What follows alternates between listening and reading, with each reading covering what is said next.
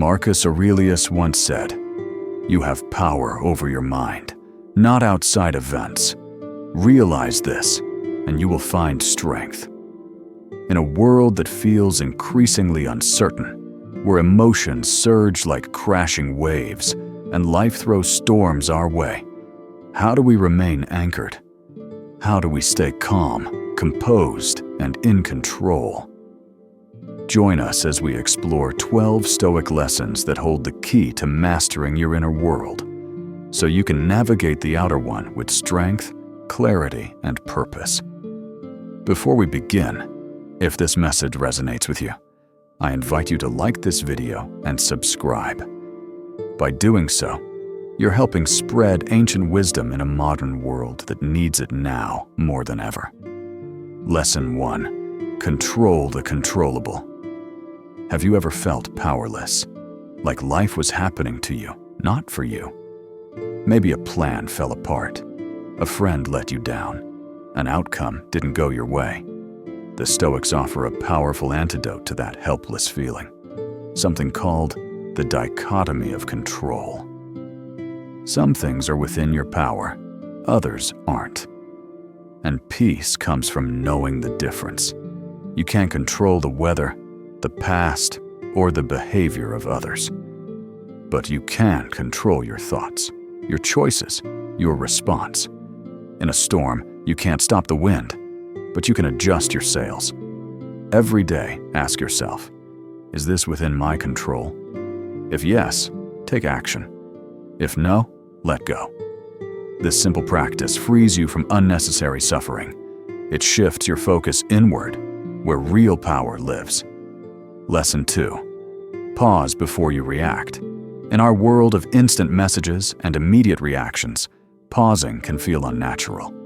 But that pause, it's everything.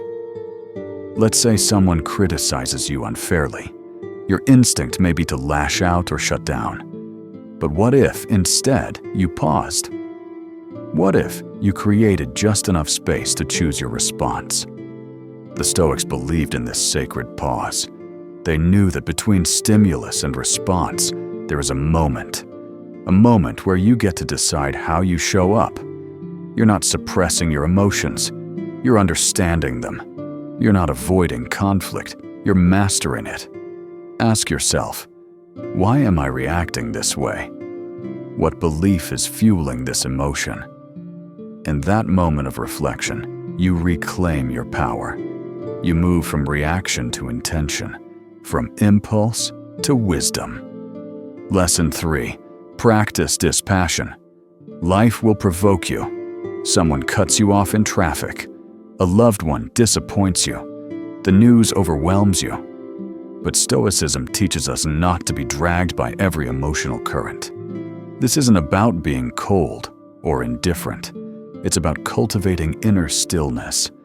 Imagine watching a storm from behind a window. You see the chaos, but you're not in it. You feel, but you're not consumed. That's dispassion, the ability to witness emotion without being controlled by it. It gives you space to think clearly, act wisely, and remain grounded, no matter what's happening around you. In a world that thrives on outrage and urgency, dispassion is your inner shield. Lesson 4. Ask, will this matter in 5 years? We often treat small problems like life or death emergencies, a rude comment, a bad grade, a missed deadline. But the Stoics invite us to zoom out. Will this matter in 5 years? Most of the time, the answer is no. This question acts like a mental telescope, bringing distant clarity to today's blurry frustrations. It reminds us that most worries are temporary. Most setbacks are forgettable, and most anger is wasted energy. Instead of drowning in the moment, rise above it. Ask the question. Regain perspective. Reclaim peace. Lesson 5. Keep a Stoic journal. The Stoics weren't just thinkers, they were writers. Marcus Aurelius wrote daily in his journal, not to publish, but to reflect, to question himself, to correct his course, to remind himself of who he was and what he stood for. You can do the same. Each night ask, what did I do well today? Where did I fall short? What lesson did I learn? Your journal becomes your mirror, your teacher, your sanctuary. Over time, you'll see patterns, you'll spot growth, and most importantly, you'll stay aligned with your values. In a noisy world, journaling is a quiet revolution. Lesson 6. Turn obstacles into opportunities. You hit a wall, a door closes, life says no. What now? The Stoics had an answer so powerful, it became a mantra. What stands in the way becomes the way. It means that every obstacle is also a path. Every difficulty is also a teacher. Lost your job? Maybe it's time to pursue what truly matters. Rejected by someone? Maybe it's a redirection towards something better. Life isn't happening to you. It's happening for you. Obstacles aren't dead ends. They're invitations to grow, to adapt, to rise. Lesson 7. Cultivate gratitude.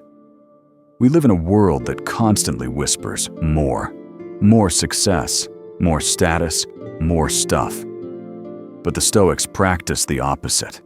They train their minds to say, enough.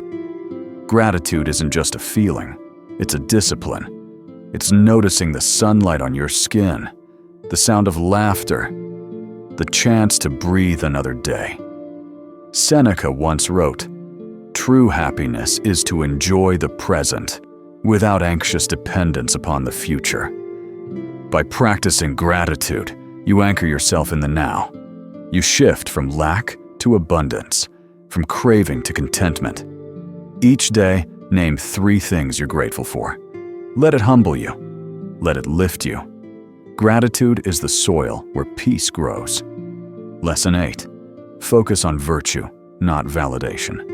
In today's world, it's easy to chase applause, to live for likes, for praise, for external approval. But Stoicism redirects us inward. It asks, are you living in accordance with your values? Not, do people like you? Virtue is doing what's right, even if no one sees it. It's being honest when lying would be easier.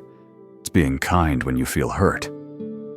Epictetus said, if you want to improve, be content to be thought foolish and stupid.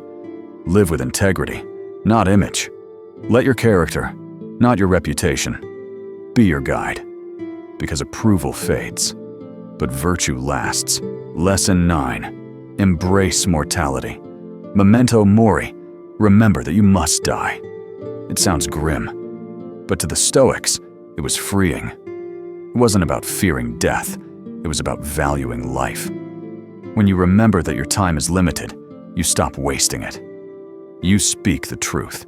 You love fully. You act boldly. Death isn't a punishment. It's a reminder that today matters, that this moment counts. So pause, breathe, look around. You're alive. That's enough reason to be grateful and to act with purpose. Lesson 10. Be a student of life. The Stoics weren't know-it-alls. They were eternal students. They believed wisdom was a journey, not a destination.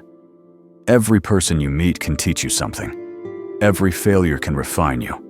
Every day is a chance to learn. Ask questions, stay curious, read widely, listen deeply.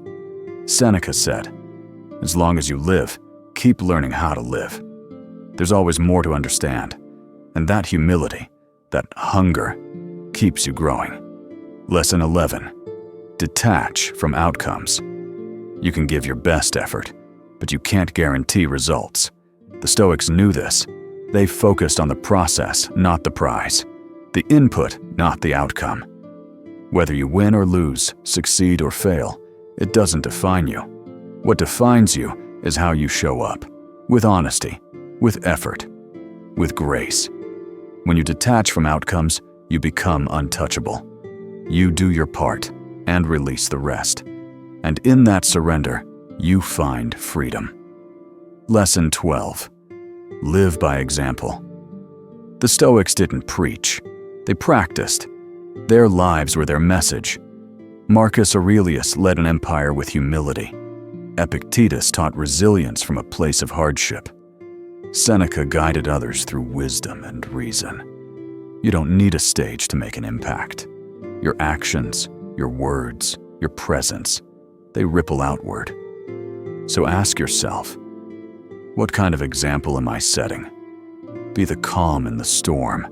Be the wisdom in the noise. Be the light in the dark. Not by force, but by how you live. Conclusion: the power is within you. Can't control everything, but you can control yourself, your mind, your actions, your response to life. And that's more than enough. These 12 Stoic lessons aren't just ideas, they're tools for resilience, for clarity, for freedom. As we close, I leave you with this. Waste no more time arguing what a good man should be. Be one. Marcus Aurelius. Thank you for joining us on this journey of ancient wisdom. If this message moved you, let us know in the comments below. And until next time, stay curious, stay grounded, and never stop seeking wisdom.